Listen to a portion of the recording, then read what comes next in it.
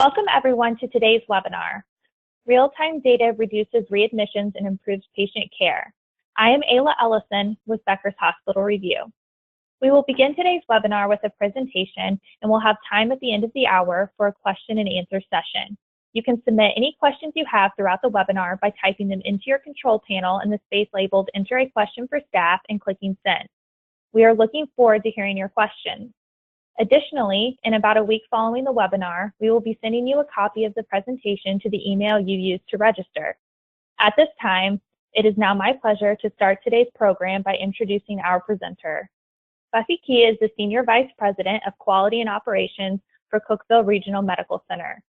Ms. Key received a bachelor's degree in medical technology at East Tennessee State University and a Master of Management degree in healthcare from Vanderbilt University. She has always had a passion for healthcare, having served in several different capacities in healthcare throughout her career. She served in the United States Army and as a sergeant in the Tennessee Army National Guard with administrative and hands-on responsibilities and unit support. She left the military and began her career as a medical technologist at Johnson City Medical Center. She then spent several years working at Vanderbilt University Medical Center and Cookeville Regional Medical Center before branching out into the business of medical equipment with the Bayer Corporation. With Bayer, she traveled East Tennessee as a service engineer overseeing certification in collaboration of Bayer instrumentation. Following her experience with Bayer, she began to shift her career into management, spending the next couple of years as Assistant Laboratory Director at Cookeville Regional Medical Center, where she assumed all quality management and quality assurance activities of the medical laboratory as well as day-to-day operations. Since that time, she has also served as administrative laboratory at Cookeville Regional, as well as Administrative Director of Clinical Laboratory Services at Vanderbilt University Medical Center. She was soon promoted to Administrative Director of Operations with Vanderbilt's Department of Clinical Pathology, where she was responsible for 27 departments at Vanderbilt University Hospital, Monroe Carroll Jr. Children's Hospital, Vanderbilt Psychiatric Hospital, and Vanderbilt Stallworth. With her noted reputation as a leader and talent for new challenges, Ms. Key was again approached by the CEO of Cookeville Regional to relocate to her hometown to take the leadership role for quality improvement and operations at the Regional Medical Center. She now serves as Cookeville Regional Senior Vice President of Quality and Operations. Buffy, I'll now turn the floor over to you. Thank you so very much, and thank you all for attending this afternoon. On our first slide, we're talking a little bit about some learning objectives. We're going to have a really good discussion today regarding readmissions, and real-time data. I know that's a pain in everyone's side in looking at some real-time statistics with data, so we'll just jump right in. One of our biggest goal for our systematic process that we're going to discuss today is some of the learning objectives. We're going to look at some tools that we are using currently to do some predictive analysis of patient readmission on some targeted conditions, as well as show you a few of those data visualization tools and what we have been doing with some of that data to make some positive outcomes for our patient population here and for the welfare of our community. Just to give you a little bit of an idea of who we are here at Cookeville Regional, we are a 247-bed regional referral center. We serve around 14 counties. We are located, if anyone's familiar with this area, right smack dab between Nashville, Tennessee and Knoxville, Tennessee. As a Vanderbilt graduate, I'm black and gold to the bone, but University of Tennessee is just right up the road. So we are right next to both. In 2017, we had a total of around 13,000 admissions, and of those, 60% are our Medicare population. In this area, we are considered the Cumberland Plateau, Upper Cumberland area. And we do, of course, have a large Medicare population. Of those readmissions, we had about 1,239 total, and 790 of those were Medicare last year. Going on to the next slide, you can kind of just get a little bit more in-depth look at who we are. We average around 5,200 emergency room visits every year. around 1,500 plus deliveries, around 12,000, 13,000 inpatient admissions, about 160 plus thousand outpatient visits with 8,000 surgeries. We also do open heart surgery here, and we're very proud of our heart program with 195 physicians. Probably about half of those are employed by the Regional Medical Center, about 2,200 employees, and a large volunteer population. When I first came to Cookeville Regional in 2011, as you know, the Affordable Care Act had been signed into place, and I'll never forget the first thing that we started talking about in January of 2011 is, what in the world is value-based purchasing and what is this readmission penalty stuff? When we started looking at, and I'm sure this slide is very near and dear to everyone on the call's heart, looking at the high cost of readmissions, with 2 million patients being readmitted each year. And obviously around $17 billion classified as potentially avoidable readmissions, we started looking at, wow, this is a huge issue for us, being such a large Medicare population. Obviously, one other slide that I think everybody's familiar with, Medicare payments at risk. We know that in federal fiscal year 13, we were looking at a 1% penalty.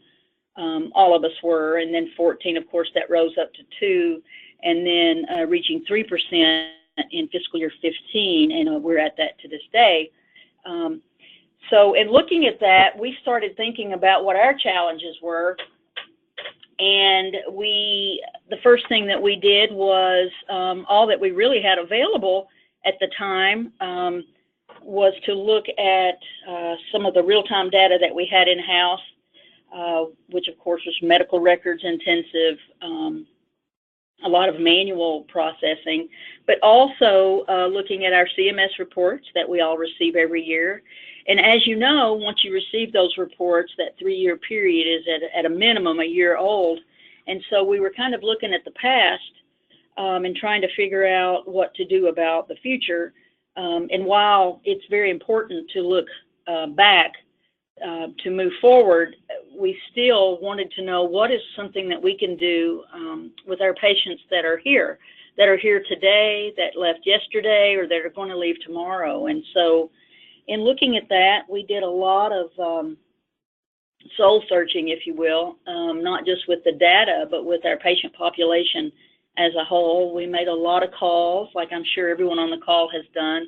We reached out to a lot of peers across the state of Tennessee as well as nationally, and said, what are some of the things that you're doing to look at this challenge that we're all facing? And so this, we know, is a surprise to everyone. Our readmission penalty that we were looking at for that first year of federal fiscal year 13, which was, of course, October 2012, we were looking at well over $300,000 in a readmission penalty.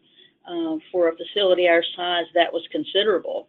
One of the first things that we realized was we need to know what the definition of readmission is. It was amazing how we had physicians and clinical leadership on staff that weren't clear, if you will, on what the true definition of readmissions were. Obviously, it was an inpatient encounter to an inpatient encounter. And so based on that, we started trying to ascertain what some good data for predictive analytics were. Now, as you heard from the bio, I'm a laboratorian, a medical technologist, and very proud of my training. Obviously, with that training, I am a data, I love data. And so I was probably the only excited one to start looking at all this data, but we did have a few folks in our informatics department that love data as much as I. So we all kind of got in a group, if you will, and said, what do we look like? Yes, we know what CMS data is showing. We know that we have readmissions that are going to other hospitals. But more importantly, we know that we have a huge readmission. And even more importantly than that, not only the readmission penalty, but we have a large population that we need to be doing a better service for, and truly giving quality health care and keeping them out of the hospital. So in some of our peer conversations with others, we had heard about transitional care clinics. We had heard about being transitional care coaching and these types of things. And not knowing exactly what that was, we had a quality manager at the time that also, lucky for us, was a certified case manager in her former life. And so she stepped up and said, you know, let's see what we can do by building a transitional care program. And so she, like I, was very involved with the data and started literally looking at every admission that we had every day, Monday through Friday, that is, and looking at using the LACE score, which I think everybody's familiar with, looking at the length of stay for patients as well as their acuity, their emergency room visits and such, and saying, wow, would they fall into that predictive category? So what we started doing was looking at one particular condition, because we had one person and she was focusing on heart failure at that time. She was spending, at that time, out of probably a 9 or a 10-hour day, 5 hours a day, looking at those patients and developing, if you will, a LACE score. Now, we certainly are a well-wired facility, if you will. We have a great EMR product and a lot of electronic tools, if you will, but this was the kind of data that we just didn't see or just didn't have access to, again, in real time. And so she spent most of her day looking at these lists and developing some risk stratifications and things like that. And while it was successful, we saw that this was very, very labor intensive. And we also saw that people really weren't interested in what we had to say about this. We had physicians that were excited about the fact that we were going to visit their patients and give them educational materials and things like that. But as far as the idea of us doing much else with them, there wasn't a lot of excitement about that, or I guess maybe the fear of the unknown. We had a case management department that, while thrilled to have the extra hands-on help with some of these patients, high predicted readmission types of patients, they still weren't sure what this person was doing, kind of invading in their territory. So there was a lot of personalities and maybe even a little bit of silos that were dealt with during this time. Again, we knew that we had a request and a need for looking at what are our top opportunities. And so the particular product that you're seeing on the screen today is literally that of an Explorer product that we chose to use this data and to look at it in real time. And you'll see on the previous slide about looking at historic readmission rates. We saw some of our trending. We saw, obviously, looking at any sort of graph, we were going up, which is not the way we wanted to go. We were able to see what our impact for our readmission analyses were, going back to 2014, where we had done a large major upgrade, as well as even looking at service groups. And then of those ideas, looking at some top opportunities, where do we start? So we've had this manual tool that we've been doing, and now we have this electronic thing, and we're like, this is really pretty, but what do we do with it? And so working with the developers of this program, actually, as well as our business decision support analyst in-house, we developed with the transitional care coordinator an idea of what we needed to see every day. And so she was able to look at some of the top opportunities. On this particular slide, you'll see pulmonary was an issue for us, i.e. with pneumonia, COPDs, and those kinds of things. The bright red there you'll see for pneumonia, we really had a lot of opportunity there.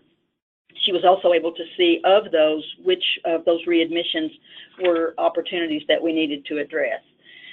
In looking at this data, however, we said, okay, now wait just a minute. This is a great thing that we can see this. We're no longer having to spend this time doing this manually, but we really need to look at some measures of success. What is our true return on investment of having such an electronic product? And so the three measures of success that we wanted to achieve with this was obviously clinical effectiveness, financial performance, and last but certainly not least was the community impact. So one of our first steps of this approach was looking at the deployment and looking at clinical effectiveness and obviously looking at reducing readmissions. We wanted to assign LACE scores. In our case, we actually did a modified LACE score, and we can certainly talk about that if you would like, but a modified LACE score in that we didn't just look at the LACE score that is routine. We also added polypharmacy to that. We added even marital status to that. We also added whether these people drove. Like I said, in this Upper Cumberland area of Middle Tennessee, we had some populations that had to depend on other public transportation to get to the doctors. And so we looked at condition-specific risk models in that. And so we sat down and said, okay, we're going to build a transitional care program. We've got real-time data now. We've got a certified case manager that's serving as our transitional care coach. And let's focus on COPD, heart failure, and pneumonia to start. And so we sat down and developed, again, with some help from a lot of peers across the country and across the state, and developed a transitional care coach model. And so her goal was to not only be a navigator, if you will, for our patients, these high-risk patients that come into our facility, but also to be that go-to person for these patients for that 30 days while they're out of the facility, hopefully. And so with that said, our goal was not only to increase the knowledge, but to kind of look at their management of their chronic disease and even some medications. Now, the medications conversation came about.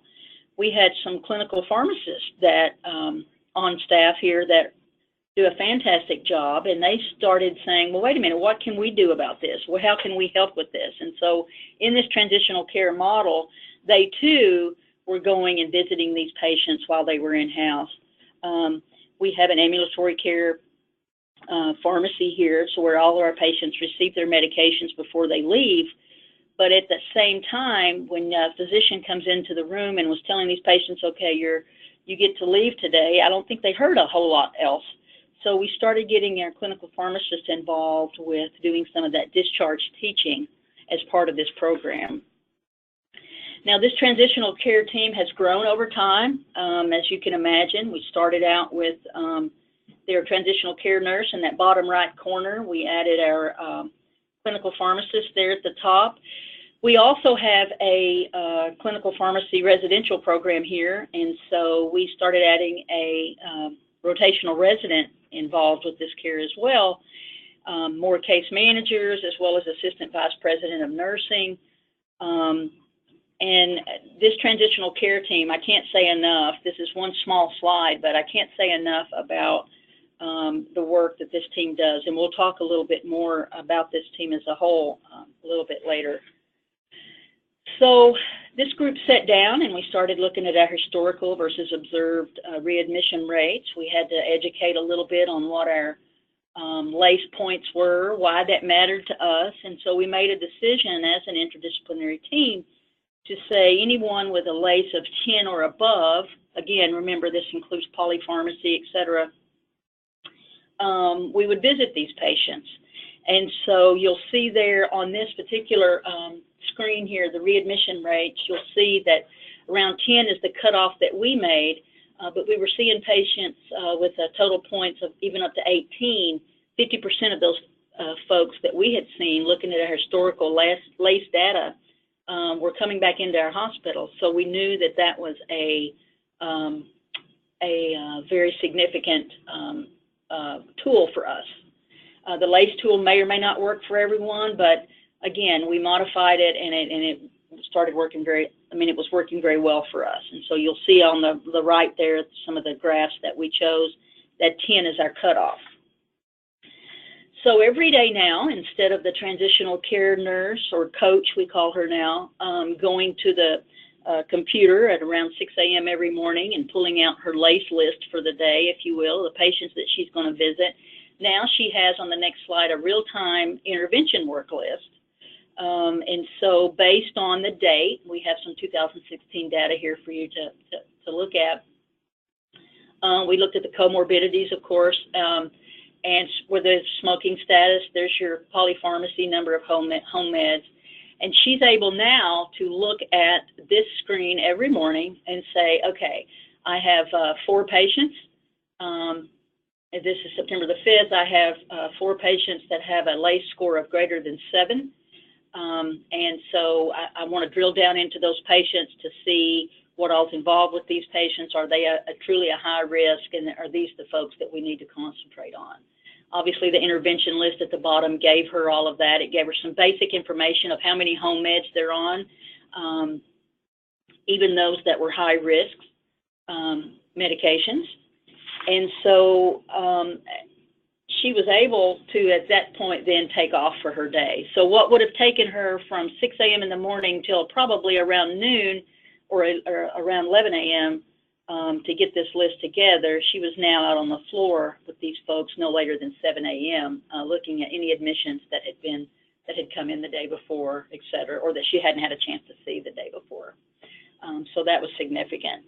Again, we talked a little bit about, on the next slide, some measures of success. So we had established an approach for clinical effectiveness, and we also wanted to be sure that we deployed this program to where we would, in fact, gain some financial performance from this. As a matter of fact, I will tell you, this particular product that I'm showing you today, or actually the screenshots that you're seeing, we actually justified the use of this program based on readmissions alone, and we'll talk a little bit about that, some intervention impact here in just a second. So, and looking at that financial performance, one of the first things we did, next slide, is my favorite slide, personally. Probably doesn't mean a lot to our transitional care coach, but it is my favorite, and it's because it's got a whole lot of data and a whole lot of calculations on it, and unfortunately a whole lot of red there. I'm proud to say, though, that some of this is a little bit older data, but 2016. But in looking at that, you'll see the very bottom group there called calculation adjustment setup. So one of the biggest challenges that I had in looking at real-time data was, okay, so I have CMS data. They're saying what our percentages are, how many of our patients, who our patients were that were not only readmitted here, but readmitted other places, that we received a penalty. So what kind of formula can we put together to where we can ascertain, because we don't know, like many of you, we don't know when our patients are discharged and when they are readmitted into another facility. So came up with some formulas here at the bottom. You'll see the historical internal rate, and so that was data that we were tracking via our incident reporting system. And then we were also looking at our CMS reports that we all receive every year. And so we were doing, I like to call it a fudge factor, but basically a ratio of internal to the CMS rate. And so we were looking at the accrued national rate, and then as well as the historical excess readmission rates. And you'll see historically, based on the data that we had in real time, i.e. not knowing where these patients were going elsewhere to be readmitted, if they were, then we were able to kind of develop an idea of what our historical rates were based on CMS data. I will tell you, from there, we were looking at forecasted measure performance. So every month that we update this data, or actually now we have it to where it's updated every night, we can see kind of exactly where we are based on the CMS data. So you'll get some comparisons there. Some of the data that's kind of blurred out here, but we were also at any one point be able to open this application up and see what our forecasted readmission rate penalty is as of today. And so this allowed us to not only use the real data with the LACE tool, but also from an administrative standpoint, we were able to look at what is our intervention impact, what are we doing, how are we able to justify possibly even more transitional care coaches. Again, remember, we started with heart failure, we went to pneumonia and COPD, but we all know we have a lot of other chronic diseases that we have to be concerned about and that we are concerned about. So in doing that, one of our next steps is, as we started seeing some of this red go to green, we started seeing some of our penalties decrease. But if you'll see on this bottom part where it says 2017 year-to-date financial performance, what you see is we were guessing that our interventional success rate was 15% every time our coach went in. So, for example, you'll look at heart failure here. We needed, based on our calculations, to prevent 8 patients from being readmitted to not achieve a penalty or to receive that penalty. And so at a 15% rate there, our intervention cost would be about $10,000. So, but that was going to save us an estimated net savings of around $93,000. And so we use this data and have used this data to expand our program and adding more transitional care coaches. For example, we just recently added a PRN transitional care coach because we've we've extrapolated out into some more disease states, and by doing that, we're saying, hey, we can use her 20 hours a week at a 15% success rate, et cetera, and this is the cost that we can offset on that. More importantly than our financial and even some of our clinical effectiveness was, as part of this transitional care program, by definition, there's community impact or population health associated with that. And so we wanted to see, as one of our mission statements is building a healthier community. So we wanted to see how could this impact our community. And if you'll remember in the next slide, we talked a little bit about, okay, we've had an approach here, we've deployed some programs, we've got it going, we're making a difference, we're going from red to green, if you will. So how are we working this program within the community? So we started with the cardiology clinical pharmacist model. So for our AMIs and heart failures, as you know, these patients will do a cardiology follow-up, or at least we hope they will, when they get out of the hospital. And so when they're going to see their physicians, then we have a clinical pharmacist, and actually it's the clinical pharmacist resident, as well as the clinical pharmacist in this model, in this clinic. And in a 6-month study, we wanted to learn what kind of impact could we make in that setting as well with our transitional program. So within the 6-month study, I think they saw 178 patients with only 2 readmissions. There were 234 interventions made. Of those 200, and this is scary numbers to me, because of those 234 interventions that were made, 53% were due to medical education. So even though we were doing some of this transitional care work in the house, we all know that when patients are in the hospital, they don't feel well, they may not get all the information that we're trying to throw at them, and so this extra education was so needed. And one of some of the rest of the interventions that were made were related to therapeutic consults, medication changes, even dosing adjustments that maybe had not been done as properly within the house. And so this model has worked very successfully for us. In fact, right now we're looking at doing the pulmonology clinic clinical pharmacist model as well. So we're very excited about that. We just started that just in the last couple of weeks, actually. So the next slide, again, is just an example of how we chose what kind of clinics do we want to go into and such. And again, this is a little bit like what areas do we want to focus on. And so we could see by physician of record specialty as well, because as you get into the outpatient setting, obviously we wanted to say, okay, so these folks that we're seeing in the AMI clinics, can we track those patients as well, which of course we just mentioned some of those numbers. But this was an example of what we've done or how we're working with that. So last but certainly not least, as we've made an approach, we've had deployment, constantly working on deployment, and then obviously we're trying to learn from some of our results. And the 3 measures of success that we decided early on was that, like we said, clinical effectiveness. Since we began, we've added 1.5 transitional care coaches. We have an increased time with patients. Our program is slowly but surely expanding across the organization. We now have added our stroke. We're working for our stroke certification. We're looking at those folks as well as all our sepsis readmissions. And we're also looking at our diabetics because a lot of our population has we have a huge diabetic population as well.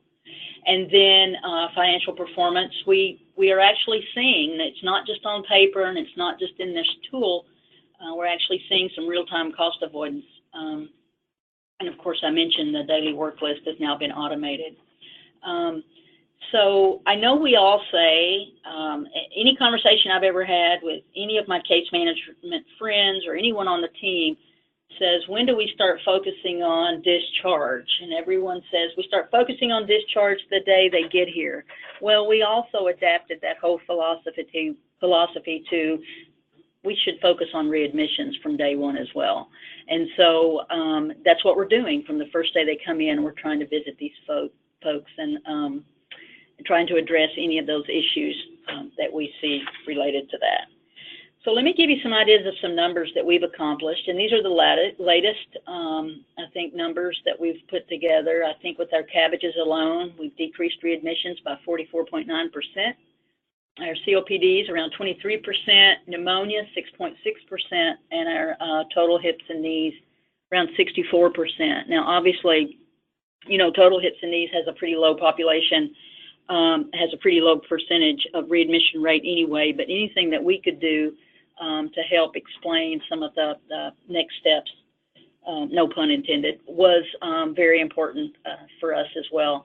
And I'm proud to say with this data too, for the first time since we started this readmissions transitional care work and this real-time data this last year, I believe we did not receive a COPD readmission penalty, and so we were very, very excited about that. On the next slide, you will see an example of some of those numbers today, and that is some readmission trend data. So you can see we were showing some, it works. And looking at, I wanted to mention too, we were able to look not only at Medicare patients, which that's a huge population, but we were also able to look at our, all of our payers, theirs. And so not just discharged home, but discharged to SNFs, home health, and we're actually working right now on report cards, if you will, for our regional home health and nursing home SNFs, if you will, to help them with some real-time data as well. So when it's all said and done, and I know I've kind of rushed through a lot of really cool slides, but I think we've developed a fantastic team. The team that I was telling you about, the transitional care team, we meet weekly. We have been doing this now since April of 2016, but we are still meeting weekly. If it's 5 minutes, that's great, or if it's 60 minutes, that's even better. But every Wednesday morning, we do a quick huddle and say what's working over the last week, what's not, what do we need to tweak, what do we not. So we're really trying to take this real-time data process and make it systematic throughout our program. We are still developing gap analysis, as you can imagine. We are focusing on our patients, obviously, and we communicate regularly with all of our nursing staff. We are excited about some of our next steps. Let's see here. Next slide, please. On some of our next steps and looking at the program, our goal is to expand our program to not only the cardiology, pulmonology clinics, but we're also wanting our next step to be the diabetes clinic. And our end game, or at least for now, is to get some of these transitional care coaches on every floor. And so in looking at that, I think one of the biggest compliments that this program received is when we started looking at real-time data and making a difference. We had a 20-plus veteran nurse, I believe, on one of the units one day say, what disease states are you looking at with this program? And so we were discussing that with her, and she said, it would be really great to have one of these kinds of coaches on every floor, because every disease state up here needs this extra transitional support, if you will. And so that is our goal. Whether it's a readmission penalty type of situation or not, that is our end game with that. So we're hoping to get there in the near future. Again, the key takeaways from all of this, we know that readmission penalties continue to increase across the country, and we are certainly not immune to that, but we are trying to do better work for our patients, and not to mention make financial gains for the hospital and any sort of cost avoidance. We know that unplanned readmissions have a high impact for quality and patient satisfaction. And last but certainly not least, we truly believe that having real-time data has truly made a difference in not only reducing our readmissions and improving our margins, but being able to use this predictive analysis tool to better the community health in our area. So I believe that is our last slide. The next, yes, questions. If there are any questions, I'll be happy to take those. Great. Thank you, Buffy, for that fantastic presentation, and to Change Healthcare for sponsoring this webinar today. We will now begin today's question and answer session. Please submit any questions you have by typing them into your control panel in the space labeled Enter a Question for Staff and clicking Send. We will try to get through as many questions as we have time for. We've already had several questions come in, so I'll go ahead and start with those. And the first question we have for you, Buffy, is would you please clarify, is your automatic tool homegrown, and can other organizations purchase it? Yes, it is not homegrown, actually, and I don't know if I'm allowed to say who, what, or where that actually provided us this tool, but we have been a McKesson shop for years, and we are now Allscripts. McKesson is now Allscripts, but this is actually the McKesson Explorer. I guess it's the Allscripts Explorer tool, just like Internet Explorer, but it's called Explorer. And our inside, if you will, while it's not a homegrown, we did kind of work with the team at McKesson to kind of morph this into what we needed. They were able to help us modify our LACE tools, etc. So yes, that product is available. Great, thank you so much for clarifying that. And this next question, it might be related to that as well. It is, did they build the analytics in-house or get outside consultants to assist in building the platform? Yeah, our in-house decision support and IT gurus actually worked on the analytics, again, with the Explorer team. We were, again, having weekly calls and saying, I want this, I want that, I want this. And so I think together we had enough support inside that worked with the Explorer gurus as well that we were able to do that. So we did not get any outside consultants for this work, no. Perfect, thank you. And the next question here is, how were you able to identify how many patient readmissions you needed to eliminate to not receive a financial penalty? So I believe, I can't remember which slide that was, but that is part of this fantastic tool. So it was able to look at our historical data and get the financial impact of where we're at today. Now, obviously, these are estimates because we're not, we can't drill down exactly. We're using somewhat of a fudge factor, but by looking at our readmission rate, what kind of revenue and penalty that we had gotten historically, we were able to kind of ascertain a financial impact, and then from there say, okay, if we had 607 heart failure readmissions over, or I'm sorry, a denominator 607 heart failures over 3 years, and X number of readmissions, just kind of honestly kind of playing with the analytics and doing the math, we were able to say, okay, let's look at, we'll have 8 patients that we need for sure to not be admitted. And that's the cool thing with some of these slides that you'll see there, and I believe everyone will get a copy of these slides, but that is the really cool thing, is you can kind of play with it. You can use your different adjustment factors in there. I think on one of the slides, and I don't think I mentioned it, but in the bottom left corner on the slide that I was telling everybody was my favorite, you can kind of play with your adjustment rate there. So you can say, okay, so if we were at this percentage, what that would be, and you can kind of play with that whole screen, and it will tell you, okay, right, if I can get that ratio down just by 8 patients, I should break about even on that particular disease state. So it's kind of a work in progress, but it's a lot of fun.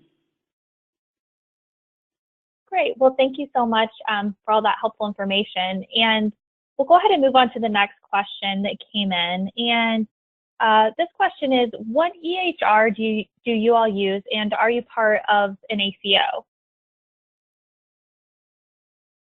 I'm sorry, could you repeat that question? It cut out on me for some reason. I'm so sorry. Absolutely. The question was, what EHR do you all use, and are you part of an ACO?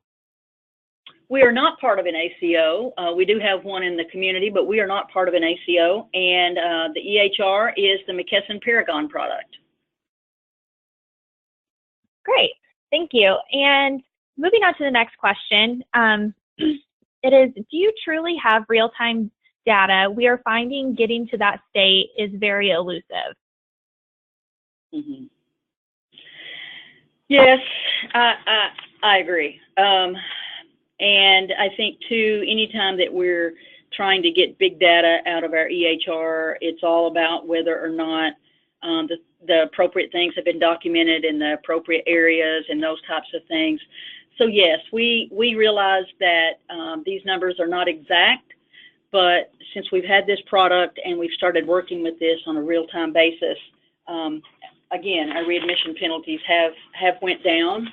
So we think we're at least heading in the right direction. Although I probably wouldn't, if 13.2% versus 13.4%, I wouldn't rely on that so much. But I do think that the general trend of the data is what's important here. Thank you so much. And we'll go ahead and move on to the next question that came in. And it is this readmit to your own hospital data or readmits to all hospitals? Yes, this is readmission to our own hospital. Yes. Perfect. Thanks so much for clarifying that. And we've had a lot of questions come in, so I'll just continue to work through those until we come to the end of the hour here. So the next question is, as you see the amount of med education required, what internal process improvements have been done to better address the education? Very, very good question. And I will tell you, we are a lean facility, if you will, or at least we are trying to get lean in so many areas. We have each department, and I say each department, each nursing clinical unit is looking at the feedback that we get from some of these educations responses, and not just it's going in as we're doing the teaching, but also our follow-up calls. And that's something I didn't mention, and I apologize for that. We do a 24-hour follow-up call. We also do a day 7 follow-up call after the patient's been discharged, as well as a 14 and a 28. Not 28, I'm sorry, a 14 and then 21. And so on some of those follow-up calls, as well as some of the education when a patient comes back in. So we're not only looking at and trying to educate the patient when they come in and look as a high risk. For those patients that came back in that are readmitters, we also go and talk to them about why do they feel like they were readmitted.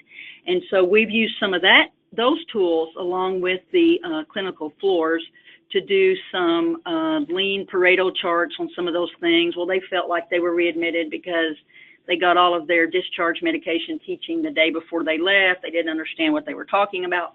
et cetera, et cetera. And so we have tried to start working on some lean events and some process improvements in some of those areas based on those patients' feedback. But as far as the education, it's a constant. We're constantly working on new PI things. Right now, we also have pharmacy techs that do the medication reconciliation, which we all know is very, very important. And so they are working on doing some PI work with that as well, with the patients from the day they come in and et cetera, with the physicians. So we have a lot of different moving parts going on.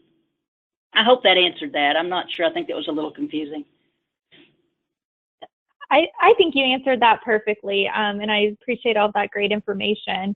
The next question is on a bit of a different topic, but have you considered partnering with your downstream providers, such as a SNF or inpatient rehabilitation facility, to help reduce your readmission rate?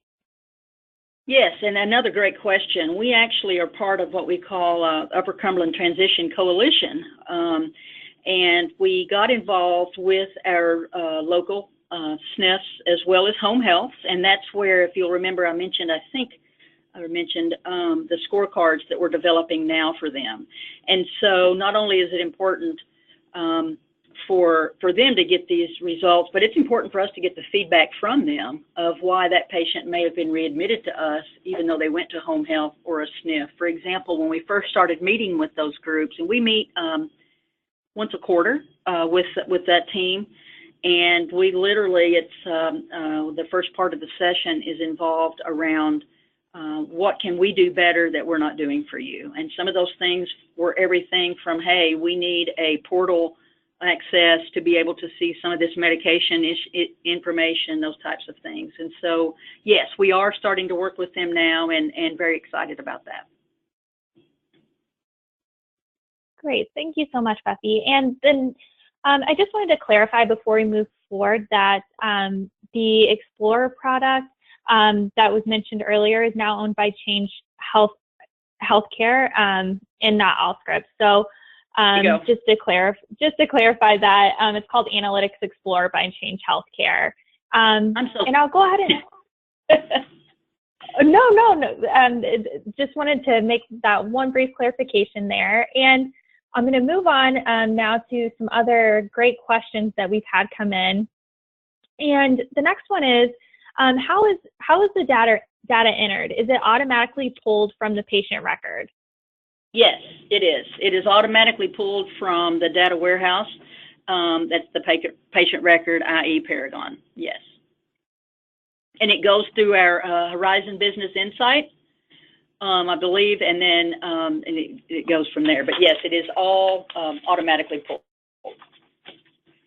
Great. And the next question is, do you need the McKesson EHR to use the Explorer's solution? And you know, the Change Healthcare folks can probably answer that better, but I do not believe so, no. Okay, perfect. And I know we've had several questions come in, so I'm going to continue to work through as many as we have time for. And the next question is, have you encountered resistance from staff, administrators, and clinical when implementing transitional care teams? And if you have, how did you overcome the issue? Yes, actually, that's again a very good question. We talked a little bit about siloed areas, and I really think that a lot of it was education on our part. Again, we had case managers who are outstanding in their field, but after doing this for about 6 months, we had some that still believed that a readmission penalty was associated with any sort of readmission, whether it was an outpatient to inpatient, inpatient to outpatient, et cetera. And so education by us with them, a lot of face-to-face meetings with them, as well as administration. I will tell you, our senior leadership, not only myself, but our board of trustees were very engaged in this because we showed them the impact that we were making, or that the readmission penalties we're having, not only on us financially, but also on our patient population. And so again, I think education, lots of meetings, lots of conversations, lots of team building revolved around that. And I will tell you, our biggest success early was we had a couple of patients that were willing to give some testimonials. And so we published those articles in our local newspapers, Facebook, Twitter, some of those kinds of things as well. So trying to get that communication out there as well. And again, although we have this interdisciplinary team, this is really this is a house-wide success program for us, and we're nowhere near where we want to end up, but we just keep trying to do better today than we did yesterday. So thank you so much, Buffy, for that insight. And it looks like we have time for at least a few more questions. So I'll go ahead and move on to the next one. And the question is, with your new tool, can you look at why your patients readmit? Do you track this by DRG or ICD-10 codes? We track by DRG. We also look at all the comorbidities related to those patients. And the really cool thing about this is that kind of filters these patients for us of who we need to work on, but then it also gives us a heads up so when our transitional care coaches go and visit these folks, that they can, like I said before, actually ask those patients, why do you feel like you were readmitted this time? Well, I didn't get my prescriptions filled or whatever. And those are the kinds of things that we just can't find in the medical record sometimes. And so I think that, along with the face-to-face intervention, has been successful for us. Thank you. And I know you touched on this next topic a little bit already, but the question is, what kind of training does the transition care coordinator get? Yes. So the transitional care coordinator is a certified case manager, as well as actually is a quality manager. And we actually sent her to a really good program at another facility here in Tennessee to spend several visits with them and kind of review some of their processes. But we also have a transitional care group, if you will, through our Tennessee Hospital Association. And so spending as much time with them as possible and looking at all of the different nuances for this patient population and our readmitters was part of that initial training for her. And it still is with our the folks that we're bringing online, the new ones. Great, thank you so much. And it looks like we have time for about one more question. And so the next question is, how do these results compare with other facilities in Tennessee? You know, I don't have some of these numbers right here in front, but I know when we first started this program, I believe our Tennessee readmission penalty, I believe, was, and I could be wrong about some of these numbers, we were greater than, right before we started this work, than what our Tennessee average of readmission penalties were. This last year, we were much less than what the Tennessee average was. And I'm wanting to say the Tennessee average may have been around 0.7, and we were, I think, 0.5 or something like that. So we're heading in the right direction. So I think it's some good comparisons. It looks like we do have time for one last question, so I'll go ahead and ask you that one, Buffy. And that is, this audience member asked, at our institution, the patients typically have a high level of social needs. Would you please comment on how you have approached monitoring and addressing medical and social needs for such patients after they leave the hospital? Yes, fantastic question. We have just recently, our newest transitional care coach is in fact a social worker as well, because of that very reason. And we are trying to kind of tap into her expertise in looking at some of that. We are trying, what we see a lot of our patient population too is that a lot of them don't have primary care providers. They have no way to get their medicines and things like that. And so as part of our program with our clinical pharmacy model as well, we try to give as any sort of medications that we possibly can before they leave, obviously within legal limits. And all of that, we also try to set them up with a primary care provider. If there's not one available, we contact the health department in their areas to make sure that they get a follow-up visit. And then we also follow them, if you will, as virtually as possible, as well as live on phones to make sure that they get the information that they need. We also take that extra step and say, if here is our card, here is our number, we've been your navigator or transitional care coach while you've been here, and please contact us if you need anything. And I will tell you, they use that. They have a one-stop shop. They have a number to go directly to that transitional care coach, and they receive lots of different calls, but we're hoping to expand that a little bit better with our new social worker addition.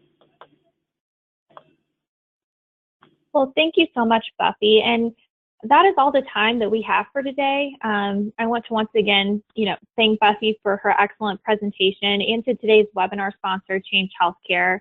Please enjoy the rest of your day, and we look forward to having you join us for future webinars.